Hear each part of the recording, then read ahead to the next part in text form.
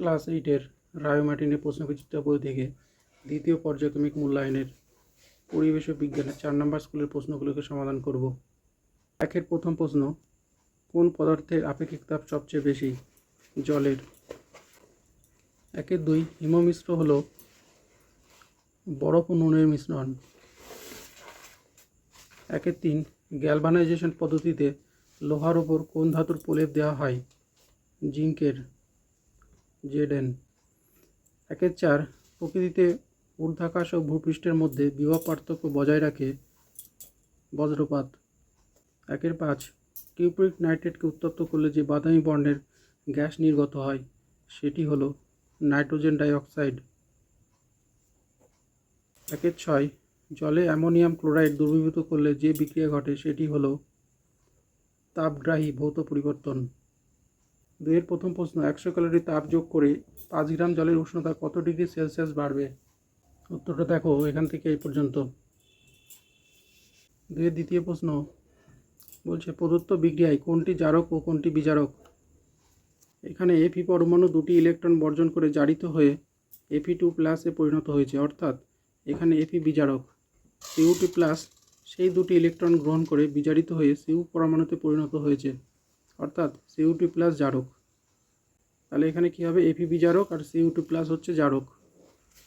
2-এর 3, একটি পদার্থের উদাহরণ দাও যা একটি ধনাত্মক অনুঘটক এবং কঠিন জারক। Manganese dioxide, MnO2। 2-এর 4, এমন একটি পদার্থের নাম করো যার গলনাঙ্ক ও হিমাঙ্কের মান আলাদা। পিচের। 2-এর 5, লোহার ওপর নিকেলের প্রলেপ দিতে লোহাকে ব্যাটারি কোন মেরুতে যুক্ত করতে হবে? ঋণাত্মক মেরুতে। 2-এর 6, তড়িৎ বিশ্লেষণে কোন শক্তি কোন শক্তিতে রূপান্তরিত হয়? তড়িৎ শক্তি রাসায়নিক শক্তিতে। 3-এর প্রথম প্রশ্ন, তুমি যে বাড়িতে থাকো তার দেয়ালগুলি এবং ছাদ যদি টিনের হতো তবে কি কি সুবিধা হতো আর কি কি অসুবিধা হতো? দেখো সুবিধা অসুবিধা, উত্তরটা দেখো এখান থেকে এ পর্যন্ত। 3-এর 2, বজ্রপাতের সময় প্রচুর শক্তি উৎপন্ন হয় কেন?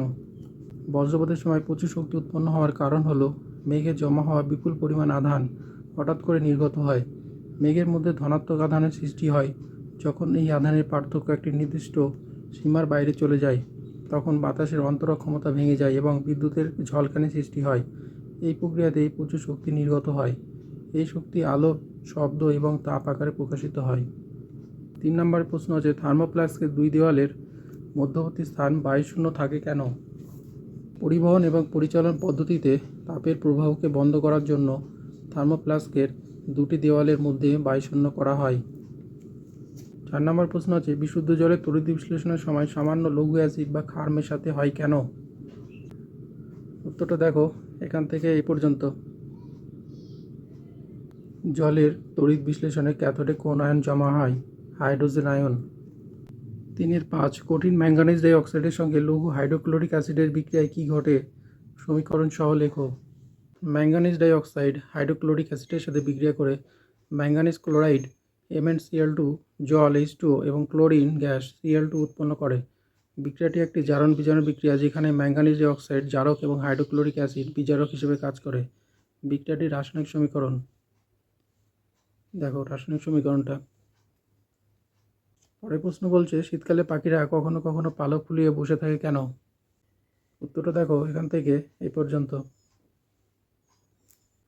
4-এর প্রথম প্রশ্ন, উত্তপ্ত কালো রঙের কিপ্রিক অক্সাইডের উপর দিয়ে হাইড্রোজেন গ্যাস চালনা করলে কী ঘটে? সমীকরণ সহ লেখো। এই বিক্রিয়াটিতে জারণ বিজারণ দেখাও ও জারক এবং বিজারক দ্রব্যের নাম লেখো। বিক্রিয়াটি হলো হাইড্রোজেন গ্যাসের সাথে কিউপ্রিক অক্সাইডের বিক্রিয়া। যখন উত্তপ্ত কিউপ্রিক অক্সাইডের ওপর দিয়ে হাইড্রোজেন গ্যাস চালনা করা হয় তখন কপার ধাতু এবং জল উৎপন্ন হয়। বিক্রিয়াটির সমীকরণটা দেখো। এই বিক্রিয়ায় কিউপ্রিক অক্সাইড থেকে অক্সিজেন অপসারিত হয়, তাই এটি বিজারণ বিক্রিয়া। হাইড্রোজেন অক্সিজেন গ্রহণ করে, তাই এটি জারণ বিক্রিয়া। জারক হলো কিউপ্রিক অক্সাইড আর বিজারক হলো হাইড্রোজেন। 4-এর 2, গলিত সোডিয়াম ক্লোরাইডের তড়িৎ বিশ্লেষণে অ্যানোডে ও ক্যাথোডে কী কী পদার্থ উৎপন্ন হয় তা বিক্রিয়া সহ লেখো। এখান থেকে এই পর্যন্ত। 4-এর 3, তড়িৎ লেপন কি? রূপোর উপর সোনার প্রলেপ দিতে হলে ক্যাথোড ও অ্যানোড হিসেবে কী কী ব্যবহার করবে? দেখো, তড়িৎ বিশ্লেষণ পদ্ধতিতে কোনো ধাতু বা ধাতু সংকরের তৈরি পদার্থের ওপর অপেক্ষাকৃত কম সক্রিয় অন্য কোনো ধাতুর প্রলেপ দেওয়াকে তড়িৎ লেপন বলে।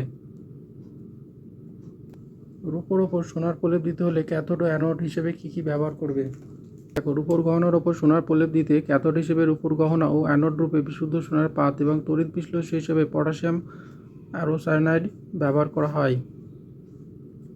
4 বজ্র নিরোধক কী? বজ্র নিরোধক কী? দেখো, এখান থেকে এ পর্যন্ত লাইফ সায়েন্সের প্রথম প্রশ্ন দেখো, স্মল পক্স হলো ভাইরাস গঠিত রোগ। 2 প্রশ্নটা প্রদত্ত কোনটি মাইনার কার্পের উদাহরণ? সেটা হচ্ছে বাটা। 3 প্রদত্ত কোনটি মুরগির মাংস উৎপাদনকারী জাত নয়? লেগহর্ন। 2 প্রথম প্রশ্ন, কালাজ্বরের অপর নাম রেড প্লেগ। এটা মিথ্যা। 2 দ্বিতীয় প্রশ্ন, পশ্চিমবঙ্গে আমন ধানের চাষই বেশি হয়। সত্য। পুরুষ মৌমাছির কাজ হলো মৌচাক তৈরি করা। মিথ্যা। 3 প্রথম প্রশ্ন, ডাল জাতীয় গাছের মূলের অর্বুদে রাইজোবিয়াম নামক এক ধরনের মিথজীবী ব্যাকটেরিয়া থাকে। 3 দ্বিতীয় প্রশ্ন, ড্যাশ মেশিনের সাহায্যে ফসল তোলা, মাড়াই এবং ঝাড়াই সবই করা যায়। তা ড্যাশে কী হবে? Combine harvester. 3 তৃতীয় প্রশ্ন, ড্যাশ ইঞ্জেকশন দেওয়ার ফলে স্ত্রী মাছ ডিম আর পুরুষ মাছ শুক্রাণু নিঃসরণ করে। সেটা কি? পিটুইটারি। আচ্ছা, এ স্তম্ভের সাথে বি স্তম্ভের সম্পর্ক স্থাপন করো। তা প্রথম প্রশ্ন আছে দেখো, পোলিও। পোলিও কী হবে? ভাইরাস ঘটিত রোগ। সি। আচ্ছা, দ্বিতীয় প্রশ্ন আছে 2,4-D। এটা কী হবে? আগাছানাশক। আচ্ছা, ঘেঁষরুই। ঘেঁষরুই হচ্ছে বহিরাগত কার্প। 5 প্রথম প্রশ্ন, এনপিকে সারের পুরো নাম লেখো। উদ্ভিদের বৃদ্ধি ও ফসল বাড়ানোর উদ্দেশ্যে যে অজৈব সার মাটিতে প্রয়োগ করা হয় তা জমির 3টি প্রাথমিক মৌলের ঘাটতি পূরণ করে। এরা হলো নাইট্রোজেন, ফসফরাস এবং পটাশিয়াম। এদের একত্রে কী বলা হয়? এনপিকে। 5 দ্বিতীয় প্রশ্ন, এপিয়ারি বলতে কী বোঝো? দেখো, মৌমাছি পালন করার জন্য প্রাকৃতিক বা কৃত্রিমভাবে তৈরি যে জায়গায় মৌমাছিদের থাকার ব্যবস্থা করা হয় তাকে এপিয়ারি বা মধুমক্ষীশালা বলে। তৃতীয় প্রশ্ন, 2টি ভিটামিনের নাম লেখো যা মুরগির ডিমে পাওয়া যায়। সেটা কি? এ আর ডি।